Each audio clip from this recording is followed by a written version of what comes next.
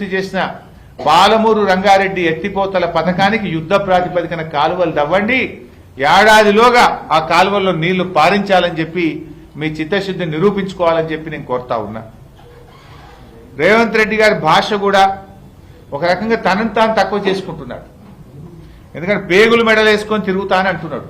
పేగులు మెడలు వేసుకొని ఎవరు తిరుగుతారా? మనుషులు తిరుగుతారా? రాక్షసులు తిరుగుతారా? ఎవరు తిరుగుతారు? అది ఒక ముఖ్యమంత్రి మాట్లాడే భాషన?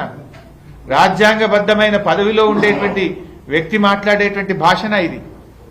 పడిగట్టు పదాలతోనో పరుష పదజాలంతో పాలన చేస్తా అంటే కుదరదు. నీ పౌరుషాన్ని పాలనలో చూపించు, ప్రగతిని పరుగులు పెట్టించు, అంతే తప్ప ఇంకా నువ్వేదో ప్రతిపక్ష నాయకుడిగా ప్రతిపక్షంలో ఉన్నట్టు రెచ్చగొట్టేటువంటి వ్యాఖ్యలు చేయడం ద్వారా పాలన జరగదనేటువంటి విషయాన్ని గుర్తుపెట్టుకో. ఇంకోటి కూడా ఆయన ప్రతిసారి కూడా మేము ఒకటే కోరుతున్నాం, నిజంగా నువ్వు మంచి పేరు తెచ్చుకోవాలంటే ఈ వల్గారిటీ కాదు. నువ్వు మంచి పేరు తెచ్చుకోవాలంటే మాకంటే బాగా పనిచేయి, మాకంటే ఎక్కువ కాలేజీలు పెట్టు, మాకంటే ఎక్కువ సాగునీరు తీసుకురా, ప్రజలకు దగ్గరగా ఉండి పనిచేసి మంచి పేరు తెచ్చుకో.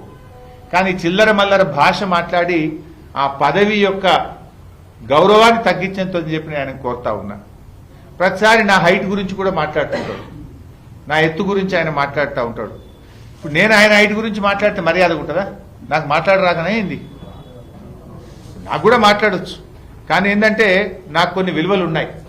బేసికల్లీ నేను ఆయనలాగా కుసంస్కారంగా నేను మాట్లాడలేదు.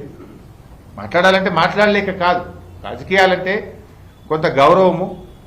ఓ యంగ్స్టర్స్ కానీ కొత్త తరం కానీ వాళ్ళు మనం చూసి కొత్త చదువుకున్న వాళ్ళు విద్యావంతులు రాజకీయాల్లోకి రావాలి, కానీ అసహించుకునే విధంగా భాష ఉండకూడదనేటువంటిదే నా భావన. ఇప్పుడు ఎవరు ఎంత హైటు ఎంత వెయిట్ అనేది ప్రజలకు అవసరం లేదు. ఎవడు ప్రజలకు ఎంత పనిచేసిండ్రు అన్నది ముఖ్యం, ఎంత నిజాయితీతో పనిచేసిండ్రు అనేది ముఖ్యం, ప్రజల కోసం ఎంత గట్టిగా పనిచేసినాం అన్నది ముఖ్యం, కష్టపడి పనిచేసి ప్రజల గుండెల్లో నిలిచామా లేదా అన్నది ముఖ్యం.